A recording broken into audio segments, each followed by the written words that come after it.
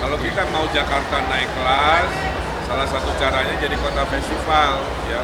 Di Singapura modal 100 miliar, pemerintah Singapura dapat cuan 4 triliun dari Taylor Swift.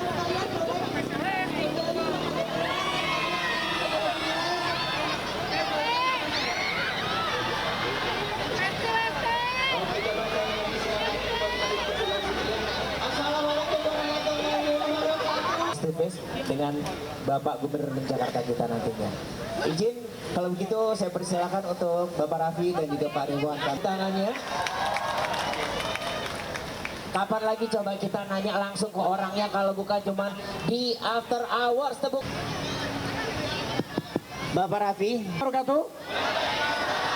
Assalamualaikum warahmatullahi wabarakatuh. Jadi ini agenda pertama saya juga, termasuk agenda pertama sebagai utusan khusus presiden baru pertama kalinya menyapa langsung, dan ini bukan kampanye. Jadi Majuan aja. Kita majuan aman, ini kita dulu teman-teman yang lain ya. Gak masuk, gak masuk.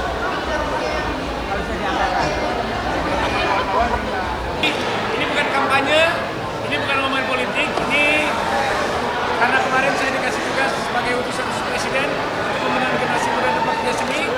Jadi kita bikin acara di sini, dan kebetulan Pak Ridwan Kamil ini menjadi bintang tamu dan narasumber saya. Dan juga alhamdulillah karena kemarin saya buka Instagram undangan terbuka, karena kemarin kan sempat makan sama Pak Emil. Pak Emil kasih nasihat saya untuk beberapa program yang bisa menjurus kepada generasi muda. Nah, Pak Emil bilang akhirnya ya udah kita sosialisasikan saja program-program yang bagus untuk generasi muda. Jadi ini sebenarnya acara after office ini acara saya yang mengundang Pak Emil dan mengundang secara terbuka teman-teman generasi muda, dan alhamdulillah datang, teman-teman wartawan juga alhamdulillah datang, dan juga saya juga senang banget ada Tara, ada Selin, Inara, ada Paula, ada Aurel, ada Langas, ada Lutfi, ada Ibu Rani, ada Ibu Cinta. Nah jadi di sini sekali lagi ini bukan kampanye, jadi memang untuk generasi muda. Silakan Pak Emil, nanti teman-teman juga boleh silakan.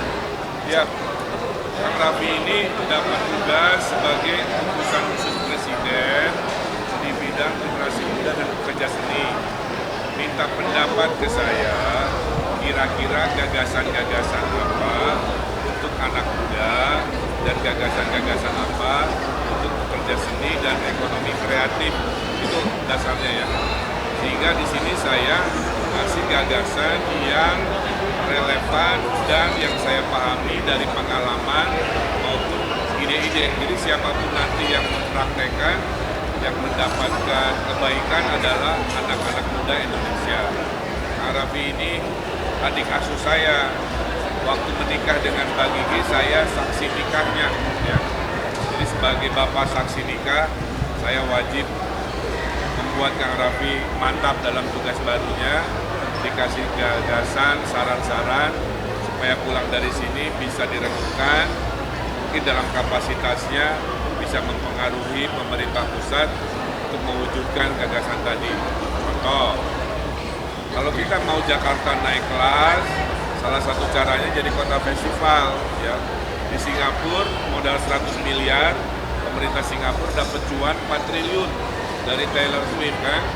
Bayangkan kalau itu dijadikan gagasan di Jakarta, dikali 100 aja seperti itu, nasional dan internasional, itu udah ratusan triliun perputaran uang dari satu gagasan anak muda, kota festival dengan kelas internasional. Kira-kira begitu ya. Dan gagasan-gagasan lainnya. Dan saya ucapkan terima kasih Kang Raffi dan kawan-kawan, sahabat-sahabat dari artis hadir untuk meramaikan.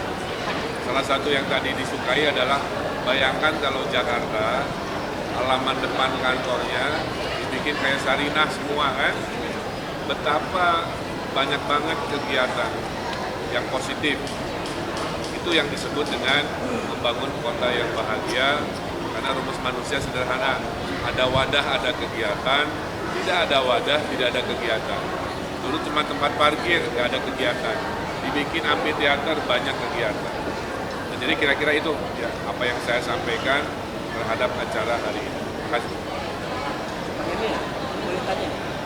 Nanti di kampanye akbar semua sahabat-sahabat saya yang punya daya pengaruh, itu istilahnya influencer atau selebriti yang berkenan bersama kami pasangan itu pasti kami undang. Lagi? Saya aktif di pemerintah kota. Kebetulan saya wartawan di Balai Kota DKI nanti.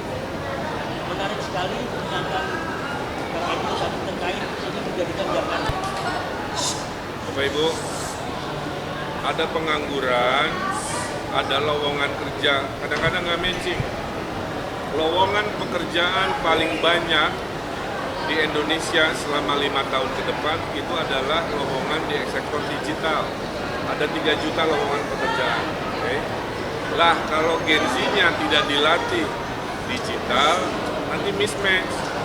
Semua ditanya punya skill digital nggak, punya skill konten nggak gitu ya. Nah, oleh karena itu kita akan bikin yang pertama namanya Jakarta Digital Academy. Okay? 100.000 anak Gen Z Jakarta dilatih mau sektor apa aja untuk melek digital. Itu yang dimaksud. Berapa biayanya?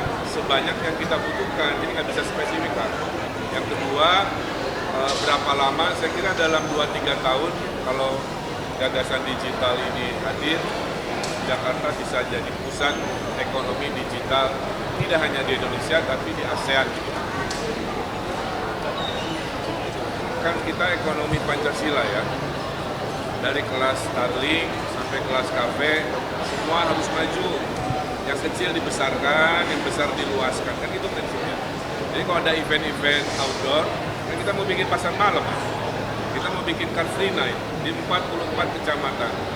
Jadi kalau haus-haus dan pengen duduk manis minuman datang, ya pasti Starling bisnisnya akan banyak berkembang. Jadi cara kita membawa UMKM biar lebih banyak. Oke? Good? Oke, terima kasih teman-teman. Nanti insya Allah program ini akan dilanjutkan untuk sebagai program yang UKP untuk Presiden Pembinaan Generasi Muda. Terima kasih Pak Emil, terima kasih Mas Rasid, terima kasih terima kasih sudah datang. Masih ada acaranya, senang banget. Yang penting